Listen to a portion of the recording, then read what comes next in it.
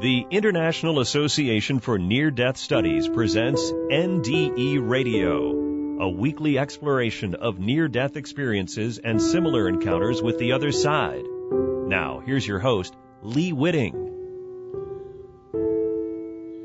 Welcome to NDE Radio, brought to you by IANDS, the International Association for Near-Death Studies. I'm your host, Lee Witting.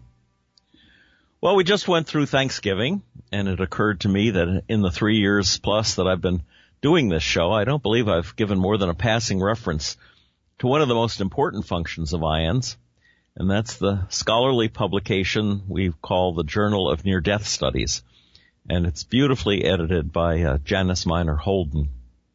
So, in a way, this is a Thanksgiving thank you show dedicated to the journal and to Jan Holden.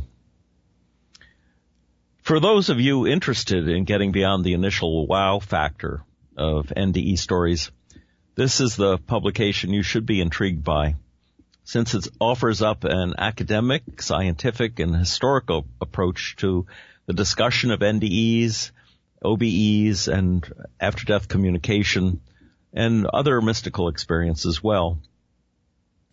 Well, this is not a best of the journal show. I just pulled several issues off my shelf to give you listeners a taste of the breadth and depth of articles offered by the IANDS Journal.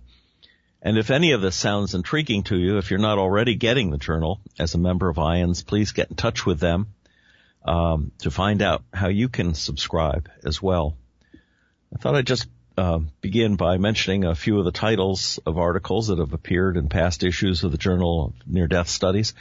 And as I say, this is not a best of, it's just a random sampling pulled off my shelf. In summer of 2011, there was an article by our friend PMH Atwater, titled NDE as a Threshold Experience. In that same issue, there was a book review, Near-Death Experiences Exploring the Mind-Body Connection by Ornella Corazza. And that was reviewed by Robert McLuhan, who's done some other book reviews for us as well. In the spring of 2011, article The Tibetan Book of the Dead, Its History and Controversial Aspects of Its Contents by Michael Neame, Ph.D. And also, Near-Death Experiences and the Mind-Body Relationship, a Systems Theoretical Perspective. David Rousseau wrote that one. In the summer of 2012, an article titled State of Apparent Death and Origin of Dreams, a historical review of German literature of the 19th and early 20th centuries by Burke Engman. Till Death Do Us Part, Marital Aftermath of One Spouse's Near-Death Experience by Roseanne Christian. You know, it's Ed and Jan Holden co-wrote that. It's we are often told how an NDE on the part of one person in a marriage can affect the marriage generally, sometimes for the better, sometimes for the worse. And we need more accurate studies of this truism to find out what it's all about. In the summer of 2012, there were book reviews, Out of Body and Near-Death Experiences, Brain State Phenomena or Glimpses of Immortality by Michael Marsh. And that review was by Harold Widdison. Randy's Prize, What Skeptics Say About the Paranormal, Why They Are Wrong and Why It Matters. This was a book by Robert McLuhan, reviewed by Nancy Clark. Let's go on. I'll tell you what, I'm going to open at random some of these and read some of these articles to you. Let's see. All right, this is an interesting one. It's called The Dying Mother, Historical Citations of Mary Goff's 17th Century Near-Death Apparition, written by Carlos Alvarado, with a doctorate from Atlantic. He's at Atlantic University. Don't know if you're familiar with this story. Each article, by the way, has an abstract which introduces and abridges the content of the article, which makes this very easy for you to find out whether you want to read the whole thing or not. This is the abstract. Traditionally, certain cases have been of particular importance to students of near-death phenomena.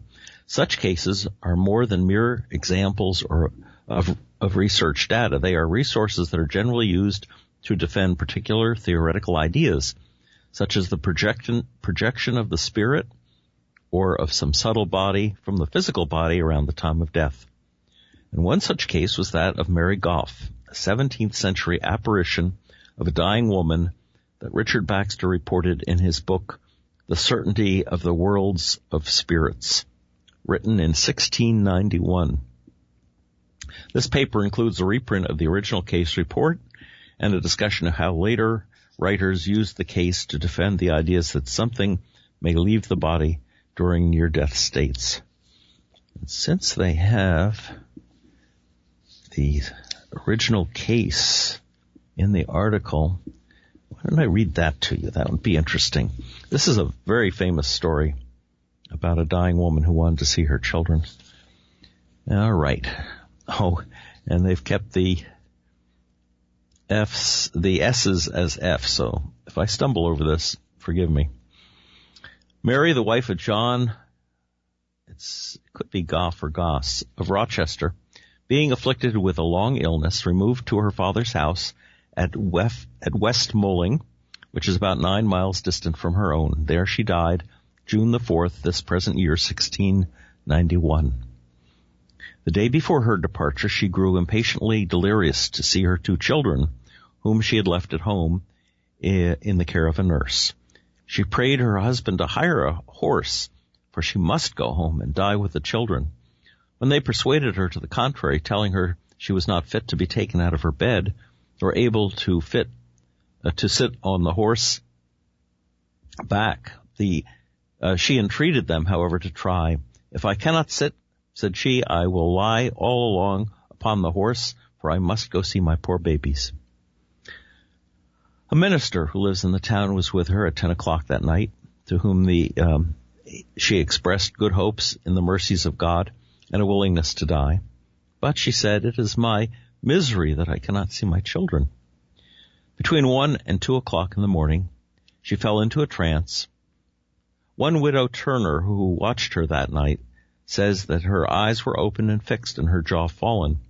She put her hand upon her mouth and nostrils, but could perceive no breath. She thought her to be in a fit and doubted whether she was alive or dead. The next day, this dying woman told her mother that she had been at home with her children. That is impossible, said the mother, for you have been here in bed all the while. Yes, replied the other, but I was with them last night when I was asleep. The nurse at Rochester, widow Alexander by name, affirms and says that she will take an oath on it before a magistrate and receive the sacrament upon it, that a little before 2 o'clock that morning she saw the likeness of the said Mary Goff come out of the next chamber where the elder children lay in the bed by itself, the door being left open, and stood by her bedside for about a quarter of an hour. The younger child was there lying by her. Her eyes moved and her mouth went, but she said nothing. The nurse, moreover, says that she was perfectly awake. It was then daylight, being one of the longest days of the year. She sat up in her bed, looked steadfastly upon the apparition. In that time she heard the bridge clock strike 2, and a while after said, In the name of the Father, Son, and Holy Ghost, who art thou? Thereupon the appearance removed and went away. She flipped on her clothes and followed, but what became of it she could not tell. And then, and not before, she began to be grievously affrighted, and went out of doors and walked upon the wharf. The house is just by the riverside, for some hours, only going in now and then to look at the children. At 5 o'clock, she went to a neighbor's house and knocked at the door, but they would not rise. At 6, she went again. They arose and let her in. She related to them all that had passed. They would persuade her that she was mistaken or dreamt, but she confidently affirmed, if ever I saw her in all my life, I saw her there this night. One of those to whom she made the revelation Mary, the wife of John Sweet, had a messenger who came from Mulling that forenoon to let her know her neighbor Goff was dying and desired to speak with her. She went over that same day and found her just departing. The mother, amongst other discourses, related to her how much her daughter had longed to see the children, and said she had seen them. This brought to Mrs. Sweet's mind what the nurse had told her that morning, for till then they had not thought to mention it, but disguised it rather as the woman's disturbed imagination. The substance of this I had related to me by John Carpenter, the father of the deceased, next day after the burial, July the 2nd. I fully discussed the matter with the nurse and the two neighbors to whom whose house they went that morning. And 2 days after, I had it from the mother, the minister that was with her that evening, and the woman who sat with her that night. They all agreed in the same story, and everyone helps to strengthen the other's testimony. They all appear to be sober, intelligent persons, far enough from designing to impose a cheat upon the world or to manage a lie, and what temptation they should lie under for so doing, I cannot conceive. So that is the case, and then there follows a really interesting discussion about it, how it's been used over the years. We all think that Raymond Moody's book triggered an interest in NDEs, and of course it did, but this is a discussion that goes back to 1691. And take another copy of the journal, Near Death Studies, and just open it random. Resurrection appearances. Oh, this is from the spring of 2012. Resurrection appearances of Jesus as after-death communication, which is abbreviated ADCs, by Ken Vincent, Doctor of Education, Houston, Texas. I'll read the abstract. Scientific research into after-death communication began at the end of the 19th century. During this early period, psychical researcher James Hislop and theologian Rudolf Otto wrote about the resurrection of Jesus as a visionary/spiritual experience as opposed to a physical bodily resurrection. More recently, liberal theologians and religious experience researchers have also favored this view. The purpose of this article is to underscore the fact that the resurrection of Jesus as an after-death communication is solidly based in the only first-hand account of Paul and verified secondarily in the verified secondary accounts of Peter and James. And they reference 1 Corinthians 15, 5 through 8 in the New Testament. And B, to demonstrate that although a physical resurrection is implied by the gospel writers because of the empty tomb, the appearance stories of Jesus are more in accord with the phenomenology of modern after-death communications by Jesus, other divine figures, and ordinary people. Then I'll read a little of the beginning of this article. Easter is a day when Christians celebrate the resurrection of Jesus. It is an occasion much more significant than their celebration of Jesus' birth at Christmas. Resurrection literally means, quote, rising from the dead and coming back to life, unquote. Emory University professor Luke Timothy Johnson has gone so far as to call the resurrection the grounding for the entire Christian life. Was Jesus raised in a spiritual body or a physical body? In most traditional Christian churches, listeners will hear of a physical bodily resurrection. In fact, a 2005 Newsweek poll found that half of Americans believe in a physical resurrection. I think that Newsweek was in 2009, and the poll might have been taken in 2005. This inference is based on the stories of Easter morning in the four Gospels, which relate that Jesus' body was not in the burial tomb when Mary Magdalene, present in all Gospel accounts, accompanied by one or more women in other Gospel accounts, arrived there. This view has been perpetuated by millions of Christians since the 4th century who learned to recite from the Apostles' Creed the phrase, resurrection of the body and life everlasting. Interestingly, the same Newsweek showed 1/3 of Americans think that Jesus' resurrection was a spiritual one. My purpose is to present this view as the authentic one, first because it is more consistent with the New Testament accounts, and second because it is more compatible with scientific research into spiritually transformative experiences over the past 125 years.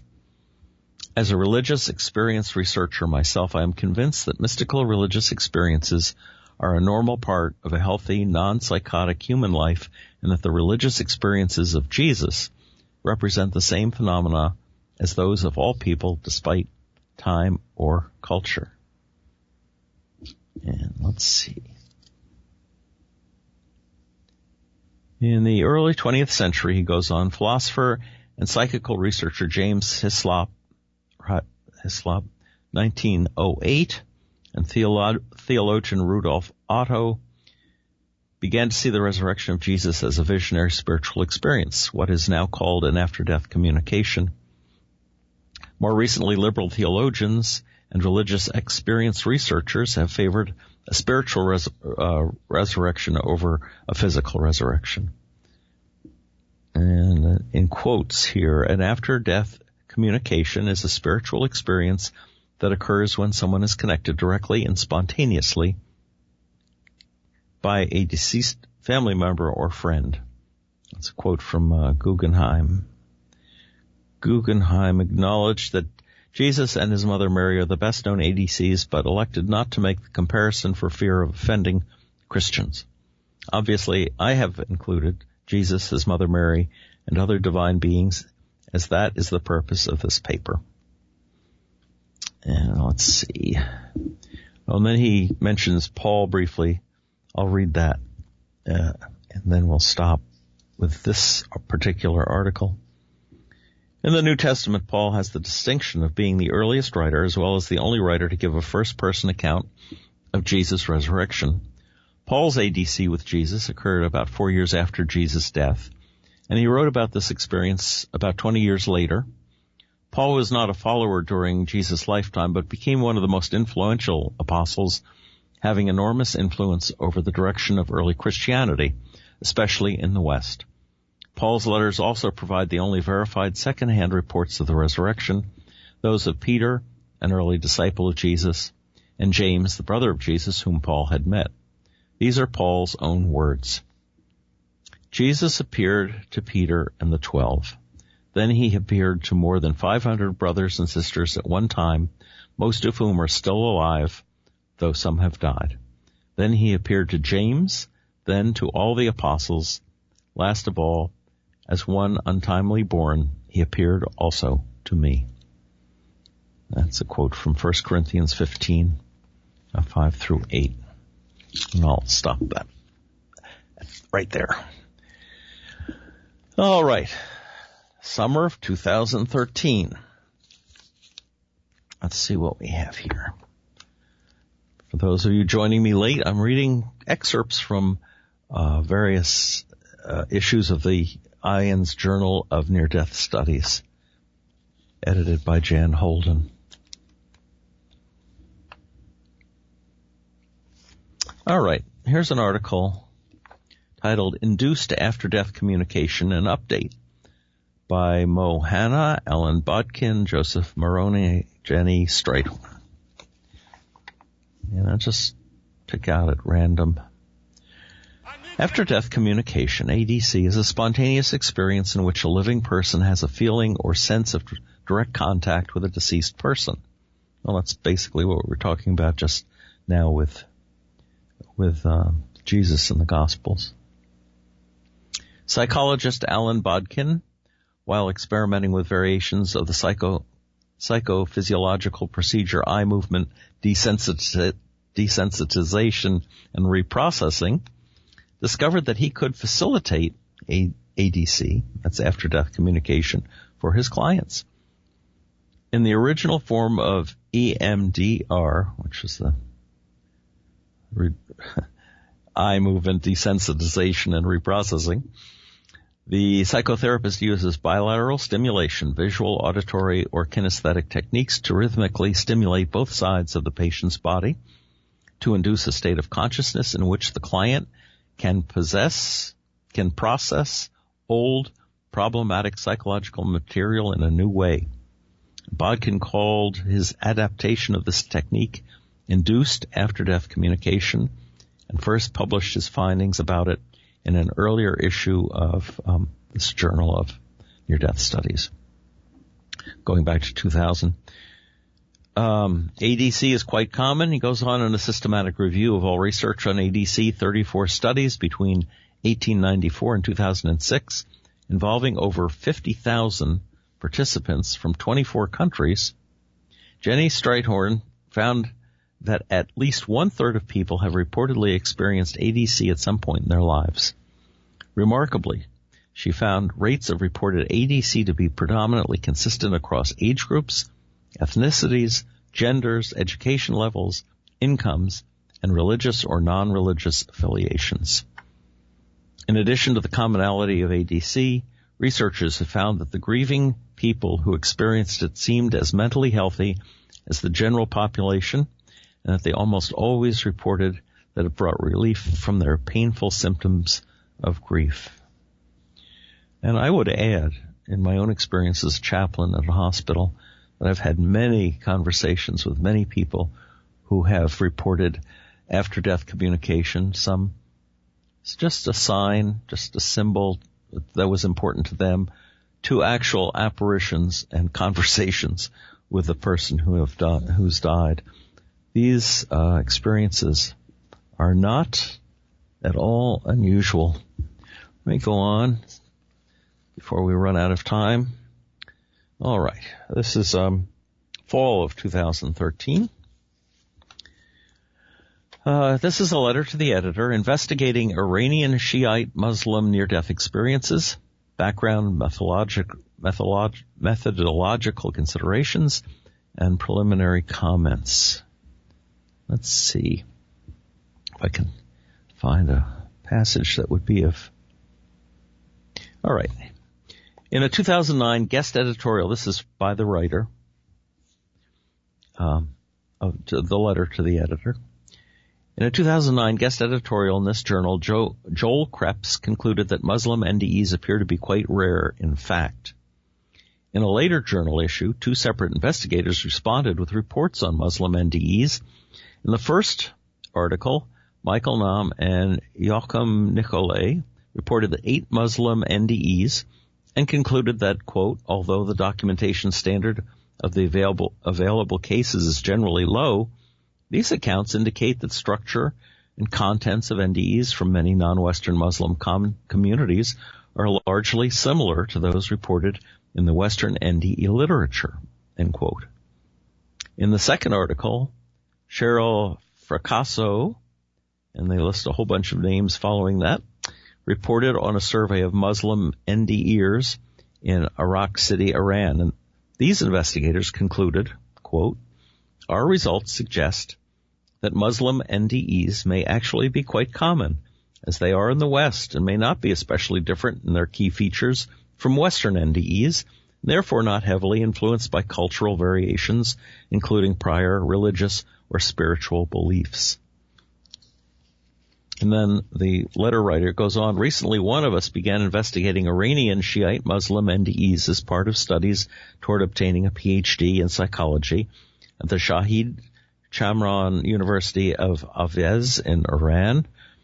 Participation in this study was solicited by announcements in Isfahan University. As part of this investigation, a website, and I don't know if this is still intact, but you can copy it down if you'd like. It's www.irande.org, was established and posted in the Persian language to help educate Iranians about NDEs and encourage participation in the study. The study questionnaire is posted on the irande.org website. The questionnaire asks a variety of demographic questions and includes the NDE scale translated into Persian. Prior investigators have described development of a Persian NDE scale. For those interested, Google has an application that allows automatic translation of non-English websites into English. Let's see. there's anything more here. Skipping down. Our survey included demographic questions regarding age, gender, education level, length of time since the close brush with death, and circumstances around the experience such as type of accident, illness, or injury. For study participants who scored 7 or higher on the Persian NDE scale, we calculated mean scores for the total NDE scale and the 4 subscales, and in parentheses, cognitive, affective, paranormal, and transcendental. We also calculated the percentage of NDEs with specific NDE features, for example, out-of-body experience, seeing an unearthly light, and or life review. As of this writing, 39 participants have completed the survey. Of these, 26 scored 7 or higher on the Persian NDE scale. After additional NDEers complete the survey, we plan a detailed analysis of the NDE narratives and responses to the survey questions. Preliminary results from our investigation of Iranian Shiite Muslim NDEs suggest that Muslim NDEs do occur, and they are not rare. This study is too preliminary to form conclusions about any possible similarities or differences in comparison of the NDEs of our study group with typical Western NDEs. Fascinating stuff. Let's see, do we have time for one more? This is from the winter of 2013. The nursing profession and near-death experiences, a personal and professional update by Judith Mandalis. She's the University of North Texas. We don't have much time here. Let me just leaf through this.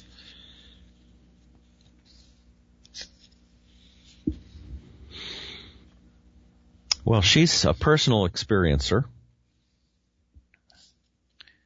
At the time of my first NDE, she writes, I was a nurse working at the emergency department of a local hospital. Despite more than 20 years of nursing experience, I did not recognize my experience one autumn night as an NDE, nor did the physicians and nurses I worked with. Consequently, none of us knew how to assist me in my attempt to understand and integrate the aftermath of the phenomenon. On November 7th, 1997, at approximately 4:30 a.m., alone and asleep in my apartment, I awakened to someone shoving my face into a pillow. Rising up on one elbow, I saw the black silhouette of a raised arm above my head. Then everything went black, and I remember thinking, that hurt. First, I was floating above my bed. Then I was standing, looking down at the rumpled blankets on the bed, feeling detached and calm. Although I knew I had corporeality, I felt light, almost transparent, and though dawn was still hours away, the room lay lit with a soft, gentle white light.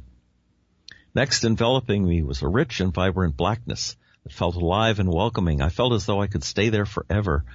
However, drawing my attention upward was light in the shape of an oval, as though someone had spilled thousands of brilliant diamonds across this velvety darkness. I remember thinking, wow. Desiring to get closer, I began moving toward the illumination-filled opening. However, entering that radiance was not to be. Instead, I found myself back in the soft, gentle glow I first experienced, and I was not alone. I was listening intently to 2 or 3 familiar entities speaking to me. Although I have no memory of the details of the information, the sense of importance of it continues with me to today. As they finished, I asked, "What do I do now?" To which they clearly replied, "Scream," which I did forcefully. As I began to scream, I felt a thud.